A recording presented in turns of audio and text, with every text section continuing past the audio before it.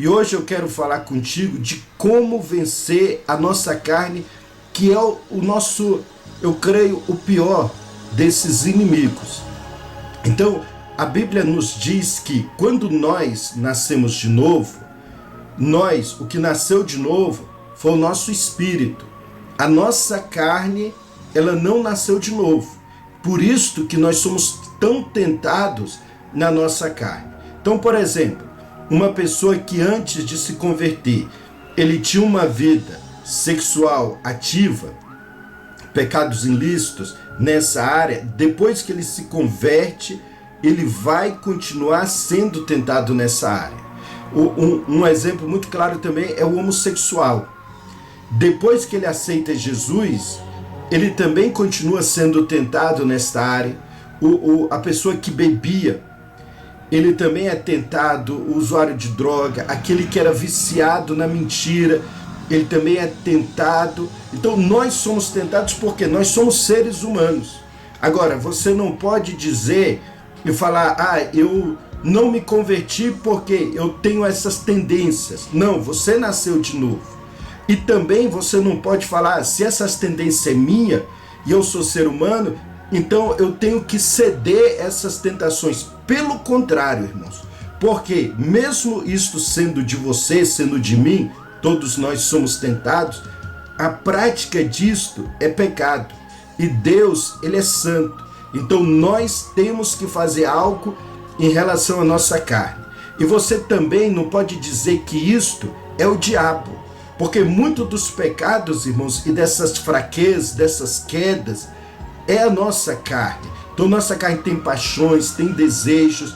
Lá na carta aos Efésios, na carta aos Colossenses, ele fala uma lista de coisas, de adultério, de lascívia, de prostituição, de ira, de ciúmes, de mentiras e um monte, irmãos, que as pessoas às vezes falam que é o diabo. Não, é a nossa carne. E nós temos que sujeitar a nossa carne ao controle do nosso espírito. Então você não pode dizer que é o diabo.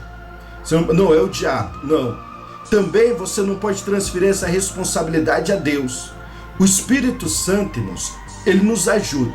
A Bíblia diz que ele nos ajuda nas nossas fraquezas. Se você pedir ajuda ao Espírito Santo, ele vai te ajudar. Ele vai te motivar a vencer, ele vai te dar graça, vai te ajudar. Porém, você não pode colocar a culpa no diabo quando você cair. Foi o diabo que me fez cair. Também não pode colocar a responsabilidade no Espírito Santo. Eu não venci porque o Espírito Santo não me ajudou. Não, a responsabilidade é sua, querido. Então o inimigo, óbvio que ele está aí para te tentar, para te levar a esses desejos ficar mais, crescer mais dentro de você, aflorar dentro de você. E uma das portas principais que ele trabalha é na nossa mente, de maneira que o nosso espírito foi recriado, mas a nossa mente, ela precisa ser renovada com a palavra de Deus. Então tem que ficar meditando, você tem que proteger, tem que ter controle da sua mente. Já viu aquela história de que você não pode impedir um pássaro de sobrevoar a tua cabeça, mas você pode impedir ele de fazer um ninho nos seus cabelos. Então você não pode ficar deitado e ficar só pensando coisa errada e pensando, não. Você tem controle de parar aqueles pensamentos, porque senão daqui a pouco esse pensamento vira semente, vai crescer e vai dar frutos e você vai acabar concebendo o pecado, igual diz Tiago. Eu vou te contar uma história que eu vi em um livro que é verídica, a respeito de um homem nos Estados Unidos. Ele era psicólogo e ele entrou na polícia para trabalhar nessa área de crimes sexuais. E ele trabalhou, por muito tempo. Depois ele aceitou Jesus, aposentou e ele guardou os livros, nunca mais leu. Depois ele sentiu um desejo forte de voltar a ler aqueles livros de novo. E quando ele começou a ler, começou a crescer dentro dele uma obstinação de cometer aqueles mesmos crimes que ele estudou, que ele trabalhou. E aí ele começou a pensar muito em cometer abuso sexual infantil.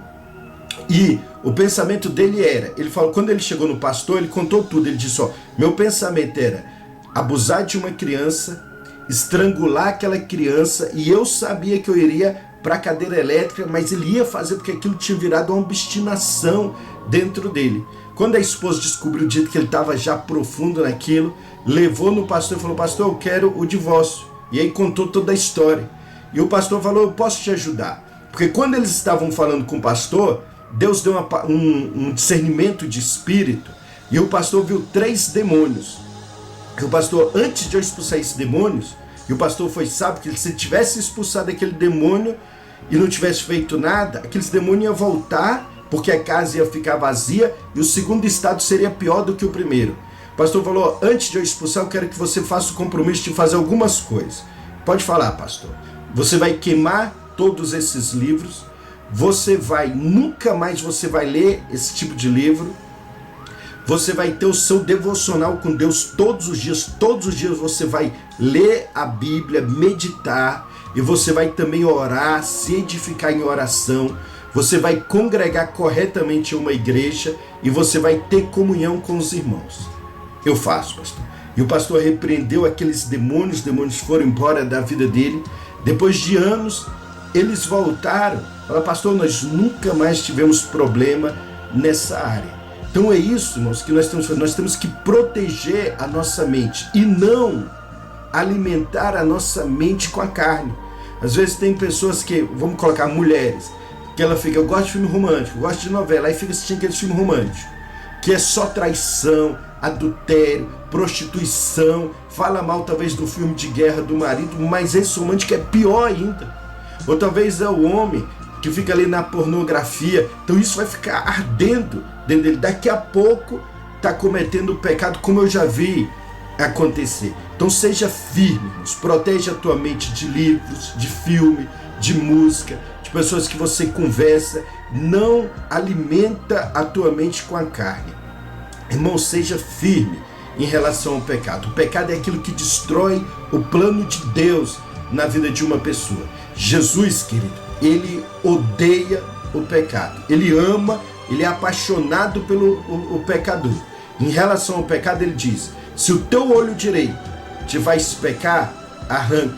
Porque é melhor entrar sem o olho no céu do que com os 2 no inferno. Se o teu braço direito te faz pecar, arranca. Porque é melhor entrar só com o braço do que com os 2 ser lançado no inferno. Ele não está falando, irmãos, de você pegar um serrote e arrancar o teu braço, ou pegar uma colher e arrancar o teu olho. Você entendeu? Ele está falando que você tem que ser radical, fazer tudo o que for possível para não alimentar, para não pecar. Vai doer arrancar o braço? Vai doer. Você tirar algumas coisas, irmãos, vai doer. Mas você tem que vencer o pecado, porque Deus tem plano maravilhoso para a sua vida. Você foi feitura de Deus. Tudo que Deus fez foi bom, irmãos. Deus, a Bíblia diz que os planos dele a teu respeito são planos bons. Deus tem planos bons. A alegria perfeita, irmãos, só em Deus. Porque alegria você não encontra no mundo. A alegria é um fruto do Espírito. Então a alegria plena, a paz plena, tudo, irmãos, o amor pleno, tudo é só em Deus. Ele é a nossa fonte. Você vê que quando o filho pródigo saiu da casa do pai, ele foi perdendo tudo. Porque quando você se desliga da videira, você vai perder tudo. E o que te faz isto é o pecado. O pecado, ele faz o homem ser um zero à esquerda. Ele faz o diabo fazer dele gato e sapato. Então faça tudo o que for necessário para vencer o pecado. Querido, eu quero agradecer pela tua presença aqui no nosso canal. Se inscreva, se você ainda não se inscreveu, compartilhe, me ajuda aqui. Se você quiser oração, a gente ora sempre, irmãos. Coloca aí o seu pedido de oração nos comentários, ou se a mensagem abençoou a tua vida, coloca aí também. Eu agradeço a tua presença no nosso canal, que Deus te abençoe grandemente, querido. Fica na paz do Senhor.